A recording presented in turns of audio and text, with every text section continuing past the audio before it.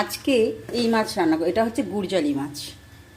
হ্যাঁ, আমি অন্য কোনো মাছ আজকে রান্না করব না, এর থেকে বেশি করব না, কারণ আমার কালকে লোটে মাছ করেছিলাম সেটাও রয়েছে ফ্রিজে, আর হচ্ছে কাতলা মাছ রয়েছে রান্না করা। হ্যাঁ, আর বেশি রান্না করলে আবার থেকে যাবে। এবার এই জন্য এই কটা মাছ আমি আজকে করব। তার মধ্যে একটা পমফ্রেট আছে, একটা পমফ্রেট, আর সব গুড়জালি মাছ ভালো করে ধুয়ে নিই। দেখো বন্ধুরা, এই মাছটা দেখো, বোয়াল মাছ এনেছে, প্রায় অনেকটা মাছ, 3-4 কেজি তো হবেই। বোয়াল মাছ এনেছে, এটা আজকে আর বানাবো না, এটা ধুয়ে রেখে দেবো। এই যে দেখো বোয়াল মাছ।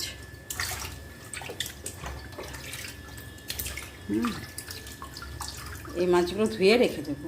এই দেখো বন্ধুরা, মাছ ধুয়ে নিলাম, এগুলো বোয়াল মাছ, এগুলো রেখে দেবো, অন্যদিন করব। বোয়াল মাছগুলো ধুয়ে ধুয়ে আলাদা আলাদা করে রেখেছি, 1, 2, 3, 4টে কৌটোতে।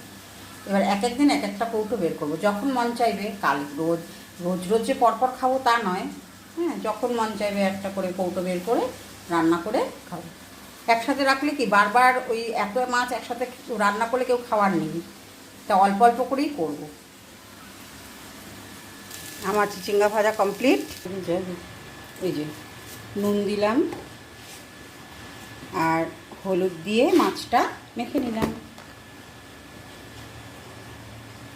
নুন আর হলুদ দিয়ে কিছুক্ষণের জন্য একটু ম্যারিনেট করলাম। মাছগুলোর ভিতরে নুনটা ঢুকে যাবে। এবার বন্ধুরা, গুড়জালি মাছ কী করে আমি রান্না করব তোমাদের দেখাচ্ছি, তোমরা দেখতে থাকো। তোমরা সবাই ভালো আছো তো? নিশ্চয়ই খুব ভালো আছো, আমিও ভালো আছি।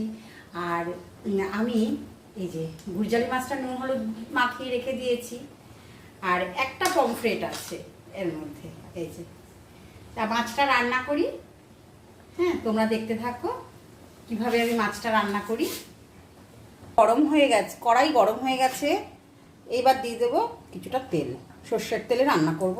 তেলটা দিয়ে দিলাম। তেলটা গরম হয়ে গেলে, তেল আমার গরম হয়ে গেছে, দিয়ে দেবো মাছ।